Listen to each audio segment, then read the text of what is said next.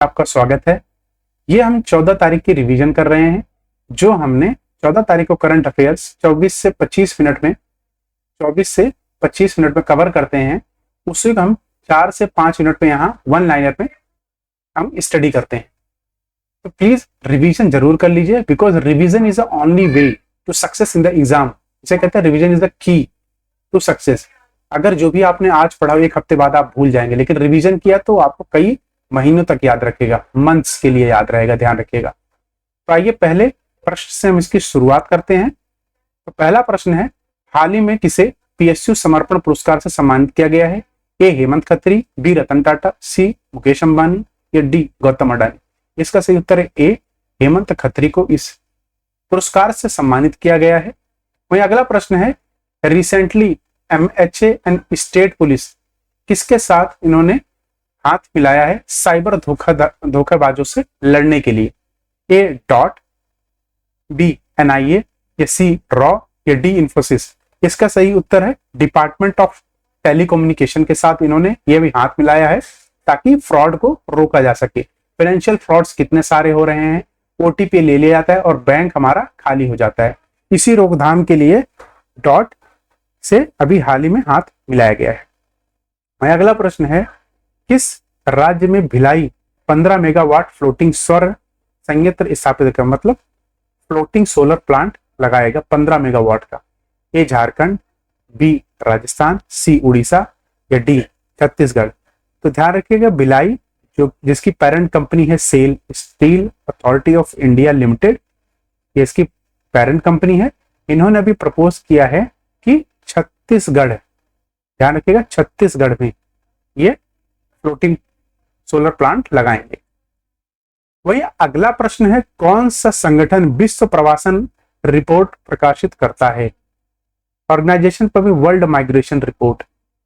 ए UNDP, report की spelling यहाँ REPORT होगी, ध्यान रखिएगा, यहाँ रिपोर्ट होगा। यूएनडीपी, वर्ल्ड बैंक, IOM या UNHRC।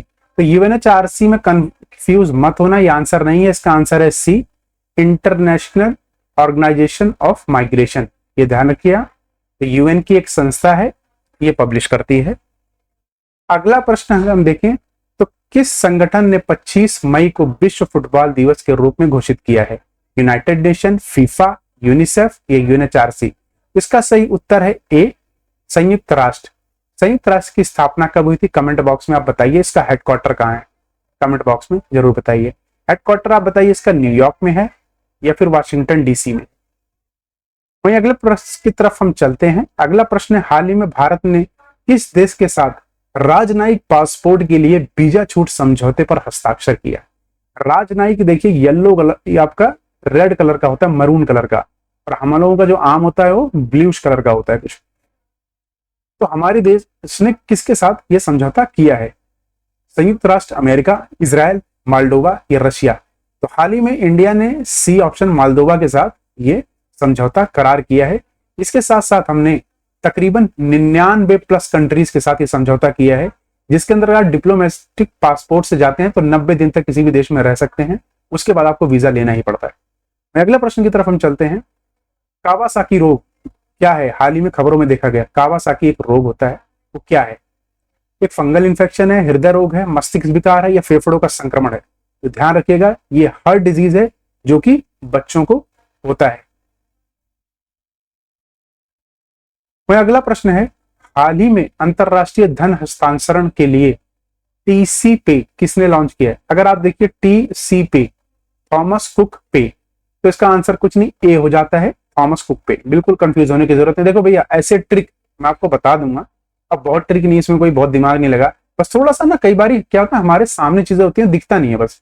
तो थॉमस कुक एक फाइनेंशियल कंपनी है, ट्रेडिंग की कंपनी है ये, तो ये ध्यान रखिएगा। इन्होंने अभी ये लॉन्च किया है मनी ट्रांसफर के। वैसे मनी ट्रांसफर पहले बड़ा मुश्किल होता था, एक देश से दूसरा पैसा भेजना, रेमिटेंसेस जैसे हो गए हमें, तो ये आसान हो जाएगा। वहीं अगला प्रश्न है, विश्व बैंक की recipe for a liveable planet report के अनुसार किस देश में सबसे अधिक उत्सर्जक कृषि खाद्य प्रणाली है? ए Singapore, B Brazil, see Russia, D China. इसका सही उत्तर है डी चाइना। चाइना की कैपिटल क्या है? अगर मैं आपसे पूछूं तो ध्यान रखिएगा बीजिंग, और इसके प्रेसिडेंट कौन है? Xi Jinping. ध्यान रखिएगा दोनों नाम है, बिल्कुल। तो बीजिंग है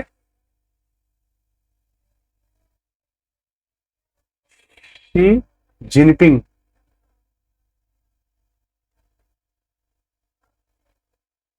शी जिनपिंग, ध्यान रखिएगा।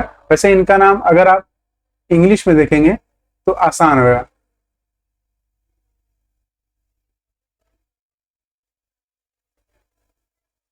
शी जिनपिंग, कुछ ऐसा ही नाम है। सॉरी अगर स्पेलिंग गलत है ये। अगला प्रश्न है, माउंट एवरेस्ट शिखर पर 29वीं बार चढ़कर अपने ही रिकॉर्ड को किसने तोड़ा है?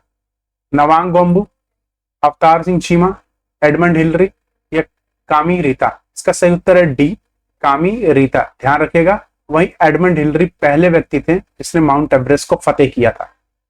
इसी के साथ दोस्तों आप सभी का धन्यवाद, आपका दिन शुभ हो। चैनल को जितना हो सके शेयर कीजिए ताकि मैं मेहनत करने में मुझे मजा आए, मोटिवेट रहूं। Thank you so much.